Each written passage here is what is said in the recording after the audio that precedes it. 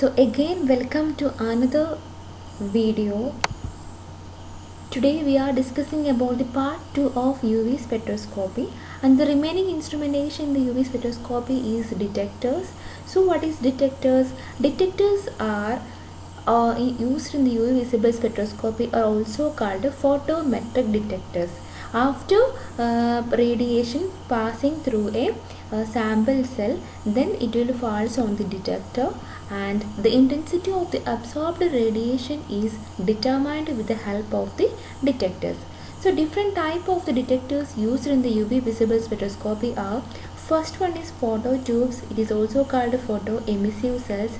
Second is barrier layer cell or photovoltaic cell, and third is photomultiplier tube, and the last one is silicon photodiode. So these four are the important detectors used in the UV visible spectroscopy. Then we can go individually. We can study each detectors in depth. So first one is phototubes or photoemissive cells. See, this phototubes is also called photoelectric cell or photoemissive cell, and it consists of a gas filled or vacuum tube that is sensitive to light, and hence it is called photoemissive cell. So this is the diagram for the phototube detector. So this diagram consists of a evacuated glass tube. So this is the glass tube, and a cathode is the, a anode is the, which is connected to a circuit. Then we can move on to the principal part. The phototubes operate according to the photoelectric effect when the incoming photons strike on the photocathode, which results in the release of certain electrons, and these electrons are attracted to an anode. By the motion of the electrons from the cathode to anode will create a current, and this current depends upon the frequency and the intensity of the incoming photons. That is the principle of the phototube. So when the light radiation falls on this cathode, they will liberate certain electrons, and these electrons are attracted towards the anode. Because of the flow of the electrons between the cathode and anode, it will create a certain amount of current that is proportional to the intensity of the photons. That is the principal part. Then we can go for the construction part. Here we have already discussed it, composed of an evacuated glass tube which consists of a photocathode and a collector anode. The light wavelength range over which the device is sensitive depends mainly on the material used for the photoemissive cathode. So the cathode can be made up of a cesium, antimony or silver. So in case of cesium antimony cathode, they are very sensitive to the violet to ultraviolet region, while they are less sensitive to blindness to red light. In case of cesium oxidized silver, they are very much sensitive to IR to red light, while they are less sensitive towards the blue color, or the sensitivity will be low but it will not be zero. Then the merits are better sensitivity than photovoltaic cells, and they are the widely used one. So this is about the phototubes. Next is a barrier layer cell or photovoltaic cell, and this is a diagram for the barrier layer cell. So in this diagram there are three layers. The bottom layer is made up of iron, above that layer is coated with selenium, and the third layer is a thin layer of silver. So these are the three important layers of the photovoltaic cell or barrier layer cell. We can go for the construction. So the photovoltaic cell is also known as barrier layer or photonic cell, and in case of construction, it consists of a metallic base plate which is made up of iron or aluminium. This acts as an electrode. Above this metallic base plate or above this iron plate, there is another layer of a semiconductor metal like selenium is deposited. Above the selenium layer, there is another third layer which can be made up of silver or gold, and this is a second collector tube. So three layers are the first one is iron layer which acts as a one electrode, and above that a selenium deposited layer is that is a second layer, and the third layer is a silver or gold layer which acts as a second collector tube. So these are the three important parts of the barrier layer cell. The next is a principle. When the radiation falls on the surface of selenium, See, we already know selenium is a semiconductor. So when the radiation falls, it will achieve some conductivity, and as a result, the electrons are generated at the selenium silver surface, and these electrons will travel towards the silver layer, where the silver layer will collect these electrons. This accumulation at the silver surface creates an electric voltage difference between the silver surface and the basis of the cell. So because of this voltage difference, current flows, and based upon the current produced, the intensity of the radiation can be determined. The next is a demerit. Amplification of the signal is not possible because the resistance of the external circuit has to be low. It will produce fatigue effect, lesser response to the light other than blue and red. Then the third detector is photomultiplier tube. We can go for the construction of photomultiplier tube. The photomultipliers are constructed by using evacuated glass housings. Inside these housings, a photocathode, several diodes and an anode will be there. Then the principle is the incoming photons will initially strike on the photocathode, which is usually a thin vapor deposited conducting layer, and when the light incident on this photocathode, they will eject some electrons, and these electrons are directed towards the several electrodes or electron multipliers, which are called diodes. From the diode, there occurs a process of secondary emission. That is the principle behind. After the secondary emission means when an electron comes from the photocathode and strikes on the diode, a multiple number of electrons are coming or getting from each diode. So we can discuss in detail about the diodes. The electron multiplier consists of a number of electrodes called diodes. Each diode are placed at a potential difference approximately about 100 volts than that of the preceding one. So that is a peculiarity of the diode. They are placed at a potential difference approximately great, that is approximately 100 volt more positive potential than that of the preceding one. So if 5 new electrons are produced for each incoming electron, then imagine if there are 12 diodes, then 5 raised to 12 electrons will be produced at the last stage, which can be collected by other anode. So this is the diagram for the photomultiplier tube. A evacuated glass tube is here, and this evacuated glass tube consists of a photocathode and several anodes. These are all the diodes. Okay, after diodes, a collector anode also will be there. So once again I will explain the working. So when the incident light strikes on the photocathode, they will liberate photoelectrons or certain electrons which are directed towards the diode. When these electrons strike on the first diode, they will liberate 2 electrons. When 2 electrons strikes on the second one, liberates 4 electrons. Likewise, secondary emission takes place when the electron strikes on each diode. So finally a large number of electrons are produced, and this is collected by the anode. So this flow of electrons will produce a voltage change, and thereby current is produced. From the intensity of the current, we can identify the absorbance of the given sample. Then the fourth one is silicon photodiode. They works mainly based upon the internal photoelectric effect. What do you mean by internal photoelectric effect? The phenomenon whereby electrical properties of the detector itself change when light strikes on it. Because we are using a semiconductor silicon, they are called silicon photodiode. Then we can move on to the principal part.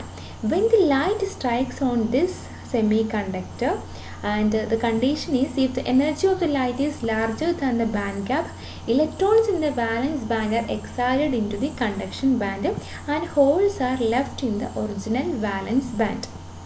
These electron hole pairs are created throughout the semiconductor, but in case when it reaches the depletion region, the electric field causes electrons to be accelerated towards the n region and the holes to be accelerated towards the p region. As a result, electrons accumulate in the n region and holes accumulate in the p region, and the two regions. So listen, this is a diagram for the silicon photodiode. When the light radiation falls, then the electrons will move towards the conduction band from the valence band. This causes leaving some holes, and this holes electron pair is formed throughout the semiconductor. But in case of depletion region, since we are applying electric field, the electrons will move towards the n region and holes will move towards the p region. This accumulation of the electrons on the n region and accumulation of holes on the p region valence band will cause p region will causes the formation of negative and positive charged particles respectively. This formation of negative and positive charged particles on the p and n region causes the formation of some voltage difference and thereby formation of some current. Based upon the intensity of this current produced, we can identify the absorption amount of light absorbed. So that is regarding the silicon diode. Then next is the advantages of silicon diodes. Silicon photodiode have some advantages over photomultiplier tube. They are less expensive. There is a little unevenness of sensitivity over other light receiving surfaces. They do not require a dedicated power supply. And here is a graph for the spectral sensitivity characteristic of silicon photodiode, but the photosensitivity is given on the y-axis and wavelength in nanometer is provided on the x-axis. The next part is the complete instrumentation of UV visible spectrophotometer, and here is a diagram for the single beam UV visible spectrophotometer. In case of single beam UV visible spectrophotometer, we are using this work based only on a single beam. That means from the lamp, the light beam passes through the filter. From the filter, they will convert polychromatic light into monochromatic light. This monochromatic light will pass through the sample which is placed on a cuvette. Some amount of the radiations will be absorbed by the sample, and the amount of absorbed radiations can be obtained by using the detector. So that is a single beam UV visible spectrophotometer, and this is a diagram for a single beam UV visible spectrophotometer. Next we can go in detail about the construction. The source of light is mainly used is deuterium lamp or tungsten filament lamp or xenon arc lamp. So the radiation from the source will passes through a filter or monochromator, so that polychromatic light is converted into monochromatic light, and we can use this for selecting the desired wavelength. Then this will passes through the sample where the sample is dissolved in a suitable solvent and it is placed on the sample chamber or cuvette, or which is made up of plastic, glass or quartz. The beam from the wavelength selector passes through a sample and is absorbed by sample according to the Bayes law. The light that makes it through the sample is passed into a photomultiplier detector where the light intensity is recorded. So that is regarding the single beam UV spectrophotometer. The next is the double beam UV spectrophotometer. This is a diagram for a double beam UV spectrophotometer.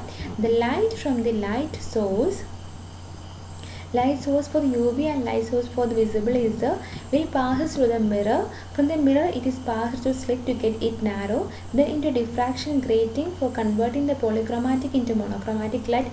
Also it passes to slit and another filter. Here is also we are getting a monochromatic light. From there it passes through two mirrors, so that we can split this beam into two. One beam is passed to the reference beam through a reference cuvette, and the other beam is passed through a sample cuvette. Each of this is detected separately by using two different detectors. So that is by using double beam. Double beam means you are splitting the beam into two, and thereby at a single time, at a single step, you can analyze two samples, either a reference sample or your sample solution, or a sample 1 or sample 2. That is regarding the double beam spectrophotometer. So double beam, a beam of light from visible or UV light source is separated into its component wavelength by using a prism or diffraction grating. Each monochromatic beam is then splitted into two equal parts by using a half mirror device. One beam will pass through a sample and the other beam will pass through a reference substances. So, and it can be detected by using two different detectors. The intensity of the light beams are then measured by using electron detectors and are compared. The intensity of the reference beam, which should have suffered little or no light absorption, is defined as I0. The intensity of the sample beam is defined as I. So the UV region scanned is normally from 200 to 400 and the visible region normally is from 400 to 800. Then next is the applications of UV visible spectroscopy. There are a large number of applications of UV visible spectroscopy in pharmacy. First one is detection of impurities. If there is impurities, additional peak will be produced in your UV absorption spectra. If there is additional peak, then we can understand that there is impurities in our sample solution. So UV absorption spectroscopy is one of the best methods for determination of impurities. If additional peaks are observed in your sample, then indicates that some impurities are present. So thereby this can be used for identifying the impurities. For example, benzene appears as an impurity in the sample cyclohexane. So if we take the cyclohexane sample for the UV spectral analysis, then we can identify the presence of the impurity of the benzene by checking the absorption peak at 255 nanometer. Then second is structural elucidation of organic compound. By UV visible spectroscopy, we can identify the structure of an unknown organic compound, the presence or absence of the unsaturation, presence of heteroatoms, etc. Then the third one is quantitative analysis. UV visible spectroscopy can be mainly used for identifying or quantifying the amount of unknown sample present in your sample solution. So several methods are there for identifying the quantitative purpose. First one is a calibration curve method, second is a simultaneous multi-component analysis, and third one is a difference spectrophotometric method, and the fourth one is derivative spectrophotometric method. In case of calibration curve method, so here are some points regarding the Beer's law.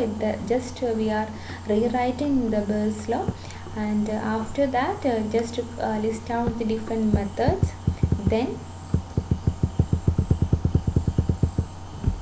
the quantitative analysis. What is the aim of quantitative analysis? To determine the concentration and the amount of drug in a sample solution, and thus the percentage purity can be determined. For the quantitative analysis of drugs by colorimetry, there are some criteria. First one is light absorption characteristics, that is lambda max should be known. Second one is validity of Beer's law, that is concentration range in which system obeys linearity, that validity of Beer's law should be maintained. And the third one is solvent, reagent and other condition E1 per centimeter if available from literature. So we can go in depth. The first one is using E1 percentage 1 centimeter value. If this value is there, or if it is obtained from some reference standard, then we can go. The quantity of the substance can be identified by the equation percentage purity is equal to observed absorbance divided by E value into 100 divided by concentration. If this E1 percentage 1 centimeter value is not available, then what we will do? We will take the absorbance of different standard solution and find the average E value. Hence we get the E value, and this E value can be taken to the above equation, that is percentage purity is equal to observed absorbance divided by E value into 100 divided by concentration. Then next is a single standard or direct comparison method. Here we are taking two samples. First one is a standard solution and the second one is a sample solution. So the concentration of this sample solution is our unknown solution. So we have to identify the concentration of this sample solution. So for this we can calculate a formula. A1 is equal to epsilon C1t and A2 is equal to epsilon C2t, where A2 and A1 are the absorbance of standard and sample, C1 and C2 are the concentration of standard and sample, and epsilon is the molecular extinction coefficient and T is the path length in 1 cm. On dividing, we will get A1 by A2 is equal to epsilon C1t by epsilon C2t. A1 by A2 is equal to epsilon C1t divided by epsilon C2t.